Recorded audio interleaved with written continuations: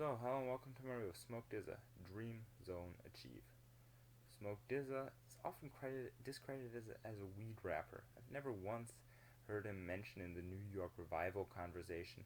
He's oftentimes overlooked or just discredited or stamped off as some rapper who can't rap or something like that. Rugby Thompson was a fairly good look, even though it wasn't traditionally New York. That's probably because he hasn't been part of the conversation too much. Produced by Harry Fraud, and while I did really like not only the Harry Fraud production but also the verses, I guess for the indie crowd maybe it wasn't that fitting or nice to get all of that indie cred. I guess you need more like a super throwback like Joey Badass to get mentioned. This is an independent album and it's really feature fact, and a ton of people you've heard of and love are in here. He gets production by not only but including Harry Fraud again, Pete Rock, which I'm kind of bitter. He used this track as a shout out track. I'm kind of disappointed that he didn't get a track that he rapped over. Lee Bannon, Cardo, features like Cameron on The Ghost of Dipset, which is a really great, nice comedic feature. Absol, Currency, Wiz Khalifa. Wiz Khalifa's kind of boring. He's really fallen off. And Joey Badass. Altogether, it's just an indie album with so many features that you'd think that it was like a major label production.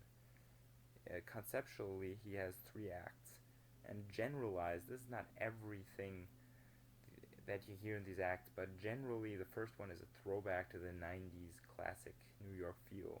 You have the soul samples, you have a little bit more of the boom bap instrumentals, or at least the hungry hustler mentality in the lyrics. For example, Ghost of Dipset, or Jigga Flow, where he conjures up Reasonable Doubt Jay-Z and recreates his classic flow. In Act 2, you get the weed, girl, more psychedelic trap, and chopped and screwed beats. For example, Legends in the Making, Ashtrays 2, which is just a weed anthem with Currency and Wiz Khalifa. Robin Givens with BJ the Chicago Kid, about girls and sex basically. This is one of my favorite acts where it just really shines, and he can really show off that his 16s are really actually good comparatively to what you'd think of when you're listening to a weed anthem. The lines are pretty smart. And Act 3 is a mix of introspection and unfortunately poorly chosen club attempts. I'll call them attempts because they're not bangers.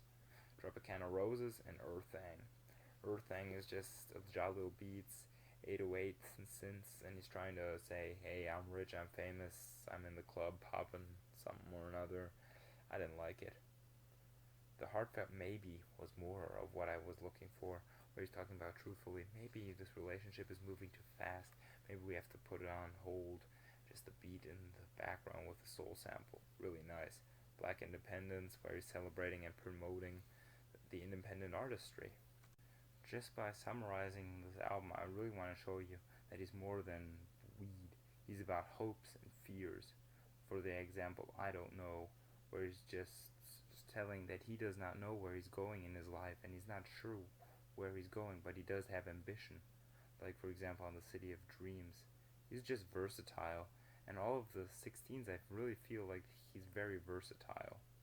And at worst, the songs are fairly general and could have been done by anybody, missing the personal touch, at least more than his signature, right? And actually, this is a very fair criticism. He could use more of a personality, because just how strongly he profits from having features, because they do add a little bit of the personality. Like, real standouts for me were Cameron, Kobe, and Absol. Then let's come to the big problem he does have. He has 21 tracks. That's just way too long. Nobody wants to listen to 21 tracks. Well, it's good music. The beats are good, the flows, the verses, it's all tight. He has weed, street talk, girls, personal stuff, and then a little bit of an extra Smoke DZA touch.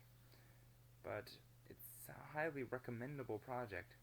I'm sure you'll like something, and even the majority. You might just want to sift through it a little bit, and it's probably too long for a single listen. 4 out of 5.